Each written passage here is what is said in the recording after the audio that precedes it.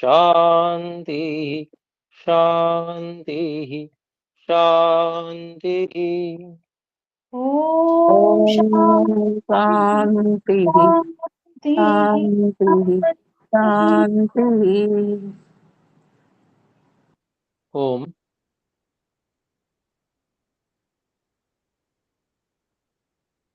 आज के दिन हम श्रीमद् वाल्मीकि रामायण इस पुस्तक का अध्ययन करते हैं और इस पुस्तक में हम अयोध्या कांड के 63वें सर्ग को पढ़ रहे थे, जिसमें हम 27 श्लोकों को पढ़ चुके हैं। और यो यहाँ प्रकरण चल रहा है, भरत जी वन को जा रहे हैं श्री राम जी को वापस लेने के लिए, और बीच में गुह से उनकी भेंट होती है। गुह आशंका व्यक्त करते हैं कि आप इतनी सेना लेके जा रहे हैं, कहीं आपका जो कोई मन खराब तो नहीं हो गया। तो उसका उत्तर उन्होंने दिया कि ऐसा कुछ भी नहीं है।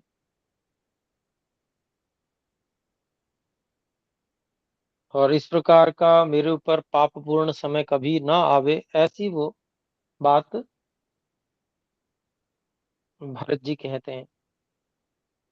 और मैं तो जो है श्री राम जी को वापस लौटाने के लिए वहां जा रहा हूँ, और उनको विश्वास दिलाते हैं कि मैं बिल्कुल सच कह रहा हूँ। तो भरत जी की बात सुनकर जो है, जो निषाद राज गुह हैं, वो गदगद हो जाते हैं,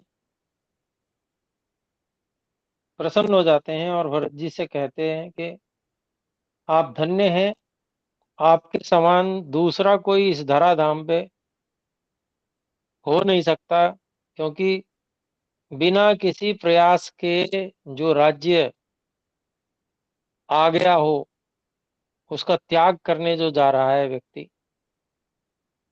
तो वो बहुत महान ही होगा।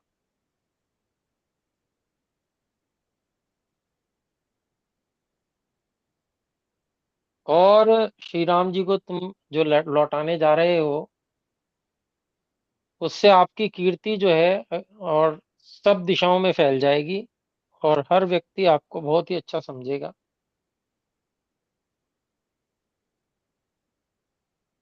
बहुत लंबे समय तक आपको लोग याद करेंगे। तो ऐसा भरत जी को गुह जी ने कहा।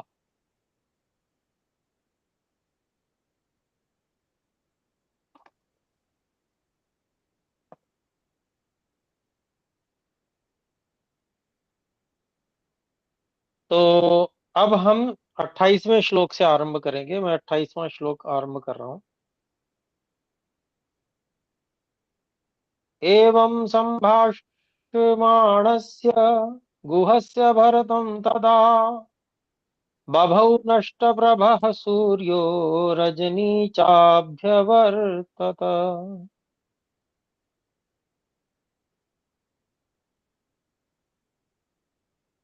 एवं अलग अलग शब्द हैं। एवं संभाषमाणस्य गुहस्य भरतं तदा बभौ नष्टप्रभः सूर्यः रजनी च अभि आवर्तत।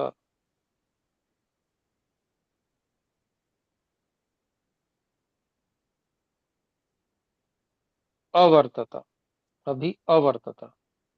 तो यहाँ पर इसका हम अन्वय इस तरह से करते हैं। भारतम एवं संभाषमाणस्य गुहस्य तदा सूर्यः नष्टप्रभः बभौ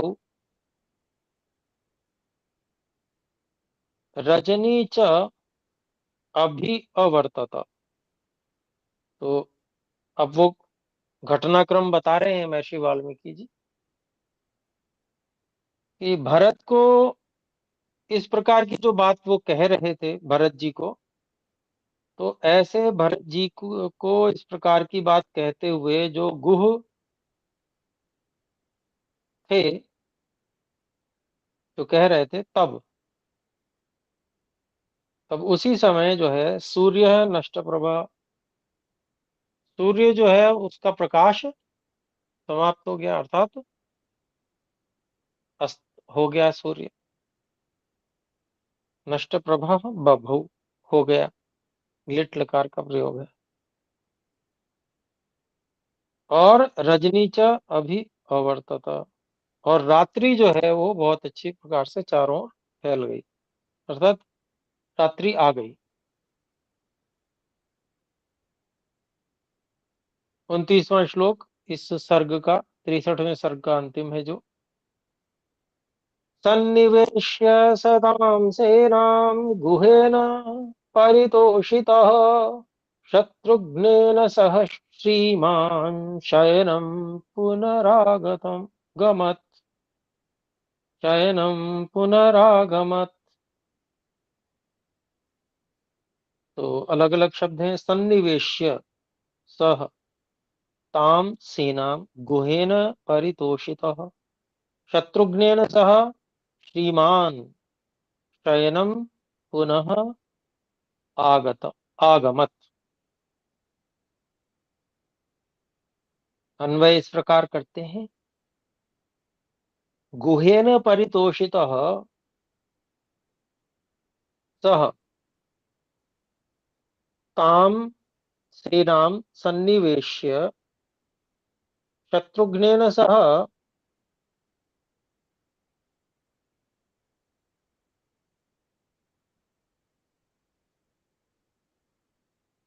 स श्रीमान,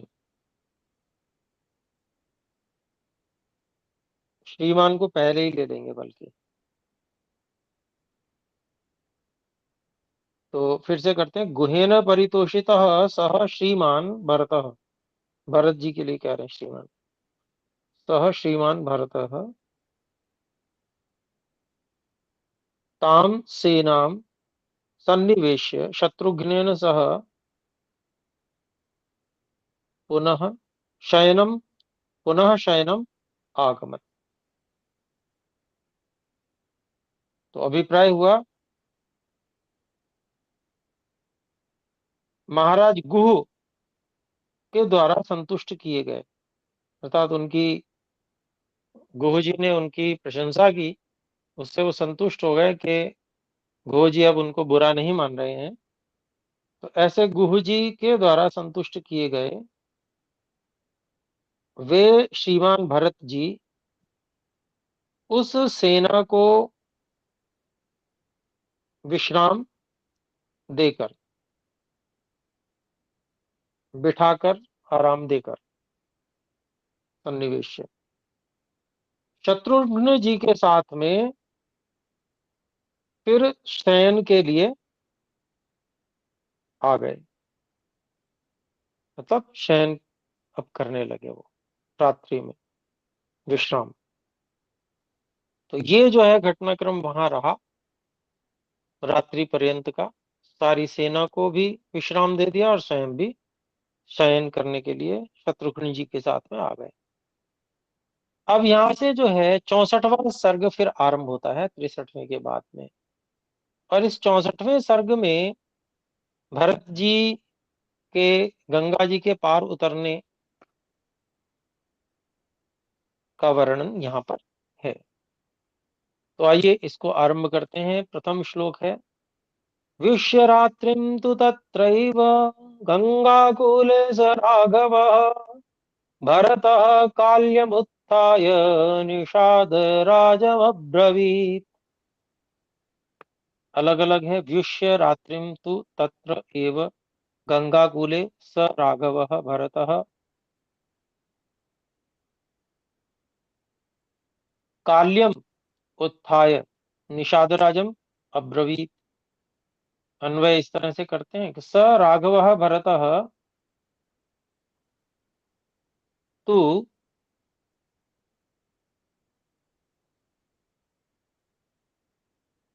तत्र एव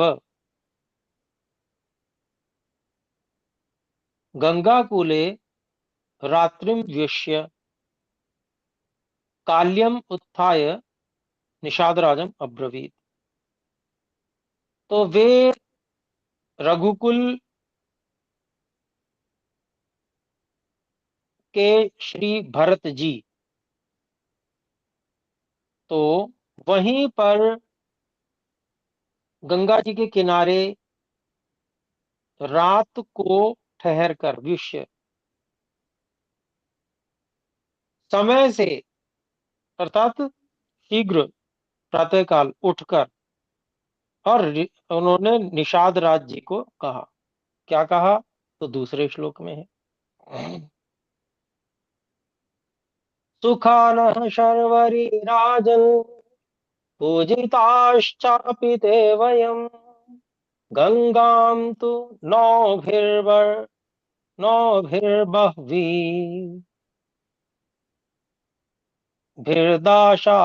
सन्तारयन्तु नः गंगां तु नौभिर्दाशाः सन्तारयन्तु नः। तो यहाँ पर अलग अलग शब्द हैं।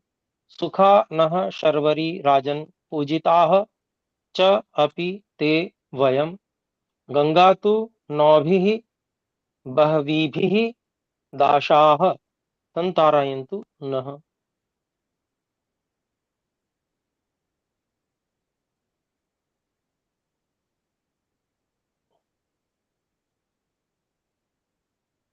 कहते हैं, अन्वय करते हैं इसका।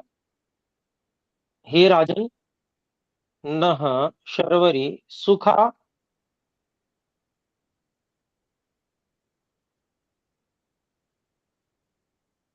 ते वयम विजिताश्चापि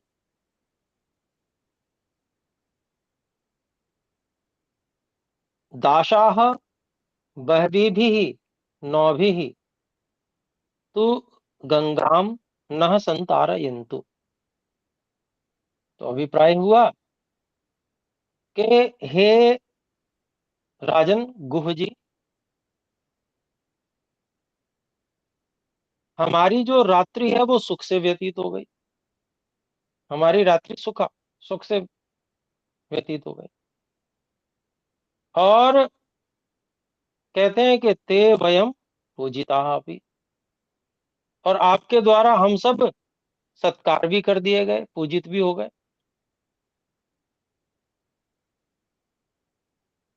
और जो दासा, आपके जो सेवक हैं, उनको निर्देश कीजिए। बहुत सारी नावों के द्वारा तो गंगा को हम सबको पार करवा दीजिए। गंगाम नः संतारयन्तु, गंगा को हम सबको पार करवा दीजिए। संतारयन्तु। तो फिर अब देखें तीसरा श्लोक।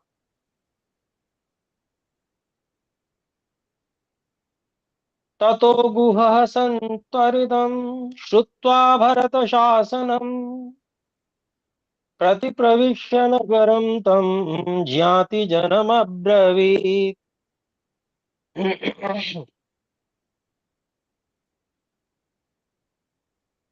तो ततः अलग अलग शब्द हैं। गुहः संत्वरितं श्रुत्वा भरतशासनम् प्रतिप्रविश्य नगरं तं ज्ञाति जनम अब्रवीत। और अन्वय इस प्रकार है। ततः गुहः भरत शासनम श्रुत्वा संतरितम तम नगरम प्रति प्रविश्य ज्ञात ज्ञाति जनम अब्रवीत। तो वहां से, ततः वहां जो था, वहां जो प्रकरण चल रहा था उसी में, तो वहां गुहः, जो गुह जी से बात कही थी, तो गुह ने क्या किया? राजा गुह ने भरत शासनम, भरत जी की आज्ञा श्रुत्वा सुनकर, संत्वरितम बहुत शीघ्रता की, बहुत शीघ्रता के साथ में तम नगरम, उस नगर में, उस नगर, जो नगर उसका अपना था, जिसका वो राजा था, उस नगरम प्रति प्रवेश, उस नगर की ओर उसमें प्रवेश करके, ज्ञाति जन्म अब्रवीत, अपने जो भाई बंधु साथी थे उनके लिए, उनको जो है ये बात कही। क्या कहा, वो अगले श्लोक में है, चौथा श्लोक है। उत्तिष्ठत् प्रबुध्यध्वम् भद्रमस्तु च वः सदा नावः समनुकर्षध्वं तारयिष्याम वाहिनी।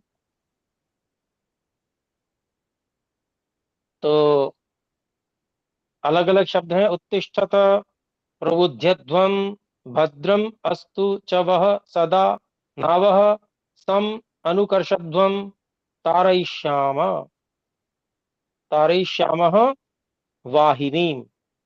अन्वय इस प्रकार है। वह च सदा भद्रमस्तु, प्रबुध्यध्वम् उत्तिष्ठत,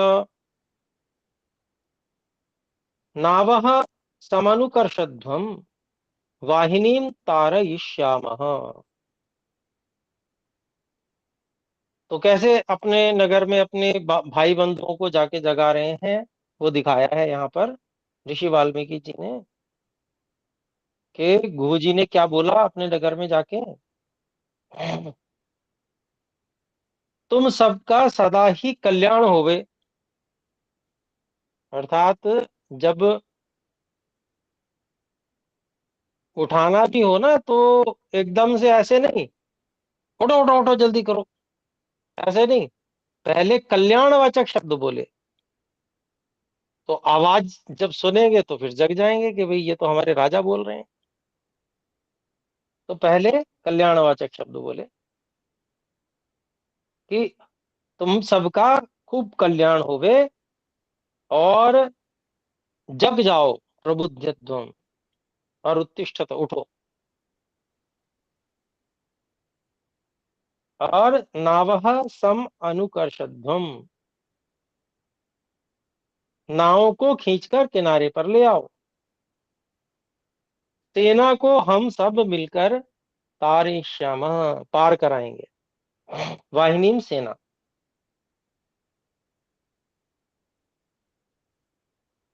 पांचवें श्लोक पे आ जाते हैं। ते तथोक्ताः समुत्थाय त्वरिता राजशासनात् पञ्चनावां शतान्याशु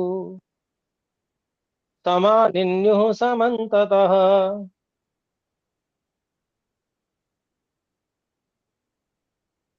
तो एक तरह से वो नौसेना पूरी थी, आप समझ लीजिए, इतने सारे, क्योंकि वो क्षेत्र जो था वो गंगा जी के बिल्कुल किनारे था, वहीं वो लोग रहते थे। तो उनका जो आवागमन था वो नदी से बार बार रहता होगा, तो सभी के पास नावें थी। तो एकदम से 500 नावें लगा दी, ये श्लोक में बता रहे हैं, देखिए।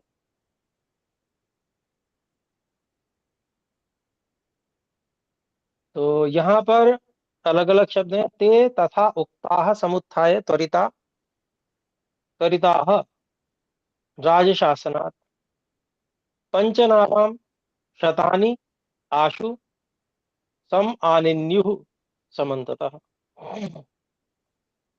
और अन्वय इस तरह से करते हैं। ते राजशासनात् तथा उक्ताः समुत्थाय त्वरिताः समन्ततः पंच शतानि नावाम आशु सम आनिन्युः। तो अभिप्राय क्या हुआ कि उन सब ने, वे सब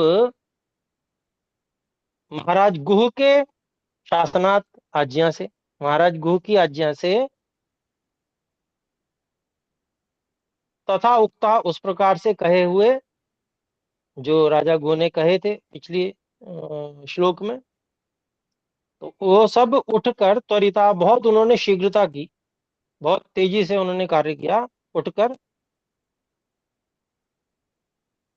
और समन्ततः सब ओर से, अर्थात सब ओर से, जहां जहां जिसके पास जो जो नाव थी, सब ओर से, पंचशतानी, 500 नावाम, नावों को, आशु, बहुत शीघ्र ही, सम आनिन्यु, वहां वो लेके आ गए।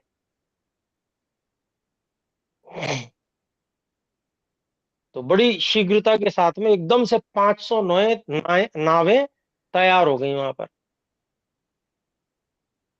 तो आइए देखें छठा श्लोक।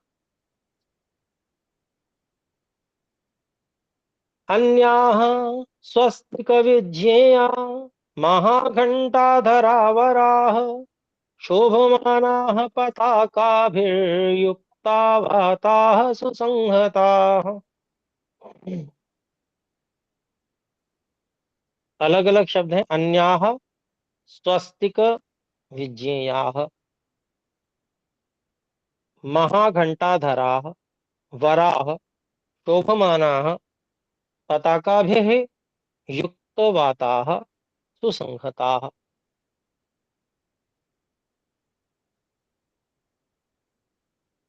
तो ये तो 500 नौएं एक अलग हो गई। अब उनके अलावा और भी नौवें आई, नावें आई। तो वो कौन कौन सी नावें हैं उसको वर्णन यहाँ पर कर रहे हैं इस श्लोक में। तो इसका हम अन्वय करते हैं। अन्याह वराह, महाघंटा भरा, धरा, महाघंटा धरा, स्वस्तिक शोभमानाः पताकाभिर्युक्तवाताः सुसंहताः विज्ञेया। तो कहते हैं देखिए, अन्य, ये तो 509 एक नावें एक अलग हो गई, अन्य उनसे अलग, उनसे अतिरिक्त जो नौवें 500 नावें थी उनके अलावा और भी कह रहे हैं वराह, जो बहुत ही श्रेष्ठ थी, आकर्षित करने वाली, ऐसे वराह, और महाघंटाधरा, जिन नावों पे बहुत सारे घंटे बंधे हुए थे, घंटे धारण करने वाली, और स्वस्तिक, बहुत ही कल्याणकारी थी,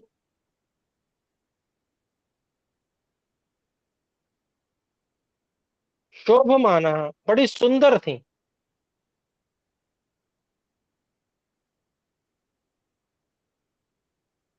अर्थात बड़ी सजाई हुई थी, और पताका भी युक्त, अर्थात झंडों के द्वारा सजाई हुई थी, झंडे बहुत सारे लगाए हुए थे, और युक्त वाताह,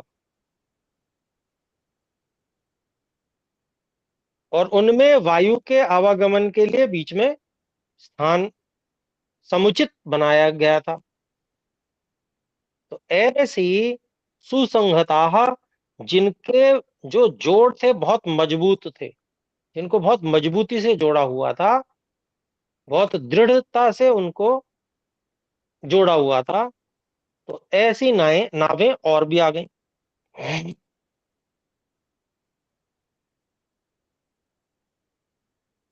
फिर सातवां श्लोक देखते हैं। तो ये वर्णन चल रहा है कि कैसे कैसे, कहाँ कहाँ से नावें आई और उनकी क्या स्थिति थी। तो एक जिसको कहते हैं ना कि ऋषि वाल्मीकि जी का वर्णन करने का एक ढंग है कि एक एक शब्द के द्वारा वो पूरा चित्र उपस्थित कर देते हैं कि कैसा गंगा जी के किनारे पर दृश्य रहा होगा। तो यही जो इतिहासकार है उसकी इतिहास लिखने की कुशलता है कि वो सारा का सारा चित्र उपस्थित हो जाए केवल शब्दों के द्वारा। तो आइए देखें, सातवां श्लोक है। ततः स्वस्तिक विज्ञेयं पाण्डुकम्बल संवृताम् सनंदि घोषां कल्याणी गुहो नावमुपाहरत्।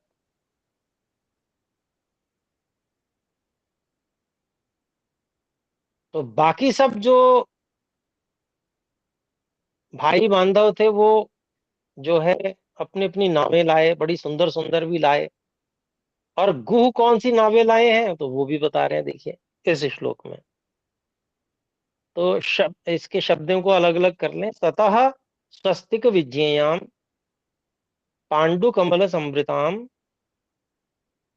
सनंदी घोषाम कल्याणीं गुहः नावम उप आहरत।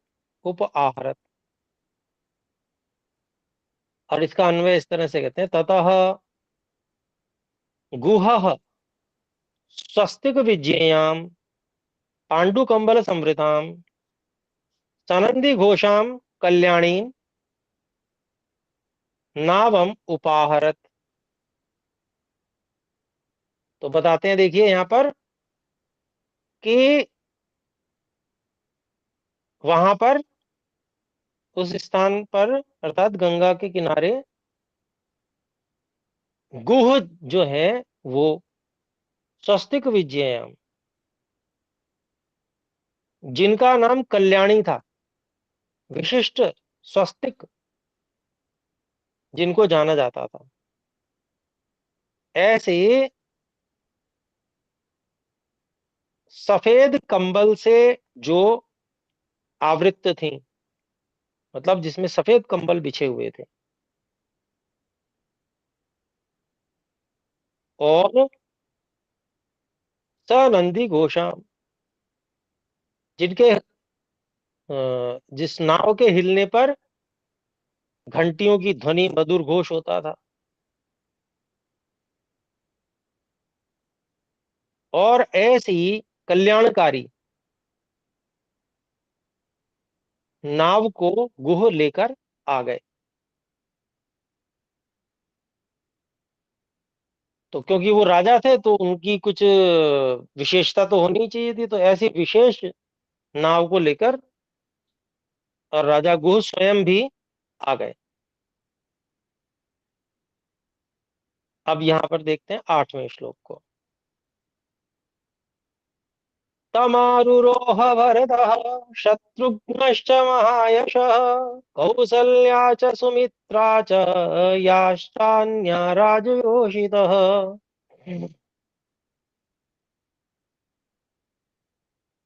तो अलग अलग शब्द हैं। तम आरुरोह भरतः शत्रुघ्नः च महायशः कौसल्या च सुमित्रा च याः च अन्याः राजयोषितः। तो यहाँ पर अन्वय देखते हैं। तम महायशः भरतः शत्रुघ्नः च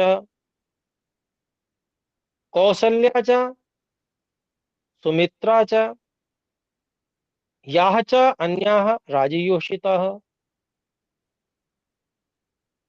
आरुरोह। तो जो लेकर आए थे राजा गुह उस नाव में, उस नाव में महायशस्वी भरत जी और शत्रुघ्न जी, माता कौशल्या और माता सुमित्रा, और भी जो अन्य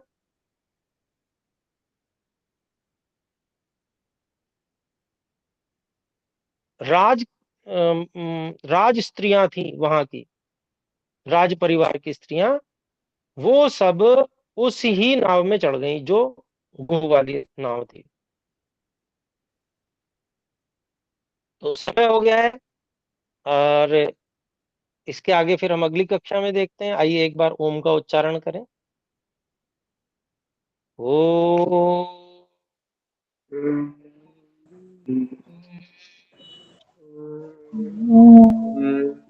सभी को सादर नमस्ते जी। नमस्ते आचार्य जी। आचार्य जी नमस्ते।